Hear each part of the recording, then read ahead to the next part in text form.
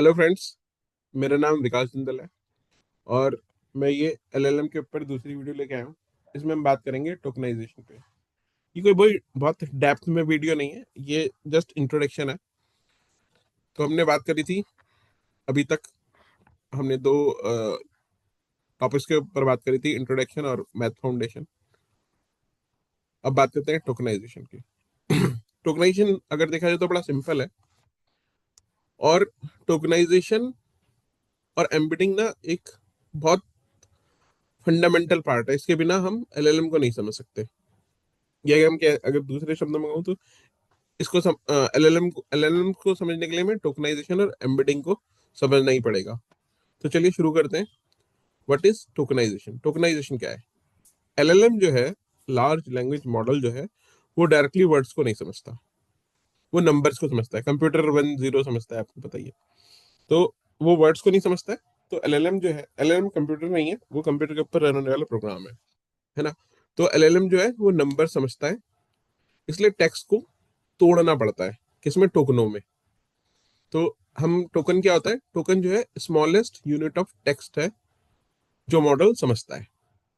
Model के हिसाब से एक टोकन हो सकता है, जैसे पूरा वर्ड होगा कंप्यूटर, हाफ वर्ड या सब वर्ड होगा कम, COM कम, और प्यूटर PUTER। इसमें पंचुएशन होगा, कॉमा, इमोजी भी हो सकता है, लेटर भी हो सकता है कोई, और बाइट भी हो सकती है। अब बात करें कि टोकनाइजेशन की जरूरी क्यों है। तो मॉडल वोकेबुलरी लिमिटेड रखनी होती है। जो मॉडल की वोकेबुलरी है उसको लिमिटेड होता है, ऐसा नहीं कि अनलिमिटेड कर दें। और एक लैंग्वेज में बहुत सारे वर्ड होते हैं, मतलब, और जो मॉडल की वोकेबुलरी होती है वो होता है 50K to 250K टोकन्स तक। अब लैंग्वेज में तो बहुत सारे वर्ड्स होते हैं, तो उसके लिए हम सब वर्ड टोकनाइजेशन यूज करते हैं। क्योंकि अगर हम हर वर्ड के लिए एक टोकन डालेंगे तो वो शायद जो इसकी मेमोरी है वो, वो पूरी नहीं पड़ेगी, वो कम रह जाएगी। और एफिशिएंट ट्रेनिंग और फास्ट लुकअप के लिए भी हम टोकनाइजेशन को यूज करते हैं। आप अगर थोड़ा भी समझ रहे हैं तो बहुत है। अब हम बात करते हैं टाइप्स ऑफ टोकनाइजेशन। एक तो क्या कि वर्ड लेवल पे टोकनाइज करें, जैसे कहें, हमने कहा मशीन लर्निंग इज फन, मैंने पहले ही बताया था। अगर हम यहाँ पे कहें कि tokenization and embeddings, byte pair, word piece, positional encoding, तो यहाँ पे हम वर्ड लेवल की जो टोकनाइजेशन करेंगे उसमें आएगा tokenization, embeddings, byte pair, word piece और पोजिशनल एनकोडिंग्स। अब इसमें प्रॉब्लम क्या है? इसमें जो पूरे वर्ड्स हैं उसके लिए बहुत बड़ी वोकेबुलरी चाहिए, जबकि मॉडल की वोकेबुलरी की एक लिमिट होती है। मिस स्पेलिंग हो सकती है, तो और बड़ी वोकेबुलरी चाहिए। हिंदी इंग्लिश मिक्स हो सकती है, या कोई और 2 3 लैंग्वेज मिक्स हो सकती हैं, तो फिर उन सब के लिए भी वोकेबुलरी चाहिए। तो इसलिए जो LLM है वो वर्ड लेवल की टोकनाइजेशन को यूज नहीं करता। करेक्टर लेवल की भी टोकनाइजेशन हम कर सकते हैं। जैसे हमने टोकनाइजेशन किया तो TOT अलग टोकन है, ओ ओ अलग टोकन है, के अलग टोकन है, ई अलग टोकन है, एन अलग टोकन है, आई अलग टोकन है, जेड अलग टोकन है, ए अलग टोकन है, फिर टी। तो सेम वाई टोकन हो गया, है ना। आई रिपीट हो गया, ओ भी रिपीट हो गया, और एन भी रिपीट हो गया। तो अभी तक ये जो ए तक थे, ये अलग अलग टोकन हो गए, लेकिन ये यूजलेस है क्योंकि इससे पता ही नहीं चलेगा, और सीक्वेंस बहुत लंबे जाएंगे, स्लो हो जाएगा सिस्टम, और परफॉर्मेंस इतनी अच्छी नहीं रहेगी। तो कुल मिला के ये जो करेक्टर लेवल की टोकनाइजेशन होती है ये ठीक नहीं रहती। अब इम्पॉर्टेंट, जो मोस्ट इम्पॉर्टेंट टोकनाइजेशन है वो है सब वर्ड। हम वर्ड्स को डिवाइड करते हैं, तो इसमें हमने कहा टोकन, जैसे इतना, ये सब वर्ड हो गया, और शन एक वर्ड हो गया, है ना। ऐसी अब शन हो गया तो यहाँ पे हमें शन पिरामिड से मिल गया, तो ये शन हमारा काफी, यहाँ पे हमें शन मिल गया। तो हमने कहा कि हम सब वर्ड की टोकनाइजेशन यूज करेंगे। आपको समझ में आ रहा होगा कि थोड़ा थोड़ा, कि सब वर्ड की टोकनाइजेशन में हम इस वर्ड्स को ब्रेक करके हम यूज कर सकते हैं, तो सब वर्ड मल्टीपल प्लेसेस पे यूज हो जाएगा।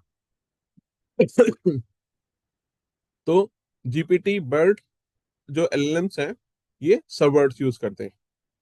अब जैसे हम एक एग्जांपल मैंने वैसे दे दिया है, अनबिलीवेबल। अगर ये वर्ड को देखें तो उसका टोकन हम ऐसे कर सकते हैं, यूएन एक टोकन होगा, बिलीव एक टोकन होगा, और एबल एक टोकन होगा।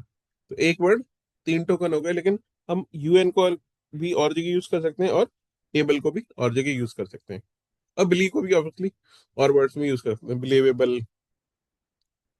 है ना। हिंदी इंग्लिश मिक्स होती है, अच्छा लैपटॉप है, तो अच्छा अ, अलग हो गया, लैप अलग हो गया, टॉप अलग हो गया। इसके लिए मोस्ट कॉमन एल्गोरिथम जो होती हैं वो बीपी, बाइट पर एनकोडिंग होती है, जो GPT-2 और GPT-3 यूज करते हैं। वर्ड पीस वो बर्ट यूज करता है। Sentence piece L Llama use करते हैं। और GPT-4 class model internal use करते हैं। और बाइट लेवल टोकनाइजेशन जो है वो GPT-4 और GPT-3.5 यूज करता है। हम इसका एक प्रैक्टिकल एग्जांपल भी कर लेंगे बाद में, अभी तो हम थ्योरी पढ़ रहे हैं। अभी अगर हम एग्जांपल देखें, वैसे तो मैं काफी एग्जांपल दे चुका हूँ कि मैं कल ऑफिस जाऊंगा, तो पॉसिबल टोकन होंगे मैं कल ऑफिस जाऊं और गा, है ना। एक सेंटेंस है, आज मौसम अच्छा है, तो इसकी भी हम टोकनाइजेशन करते हैं, आज मौसम अच्छा है। नहीं, हम और भी इसको तोड़ सकते हैं। हिंदी एनकोडिंग के को करना टोकनाइजेशन हमेशा सब ऑप्टिमल होता है, मतलब हिंदी में थोड़ा उसको दिक्कत है, इसलिए ChatGPT-4 class model byte level tokenization use करते हैं हिंदी के लिए हम, या आई मीन अलग अलग लैंग्वेज के लिए हमें दिक्कत हो जाएगी, तो हम बाइट GPT-4 में अब बाइट लेवल टोकनाइजेशन यूज होने लगा है। तो दोस्तों ये था टोकनाइजेशन। आशा करता हूँ कि आपको ये वीडियो तो अच्छा ही लगा होगा, और एग्जाम्पल और प्रैक्टिकल एग्जाम्पल्स के साथ हम जल्दी मिलेंगे। अगले वीडियो में हम बात करेंगे एम्बेडिंग्स पे। तो तब तक के लिए नमस्ते, राम राम। मिलते हैं अगले वीडियो में जल्दी, और आशा करता हूँ कि आप मेरा वीडियो लाइक करेंगे, देखेंगे तो लाइक करेंगे, और मेरे चैनल को सब्सक्राइब करेंगे, और कमेंट्स भी करिएगा दोस्तों, अच्छा लगेगा।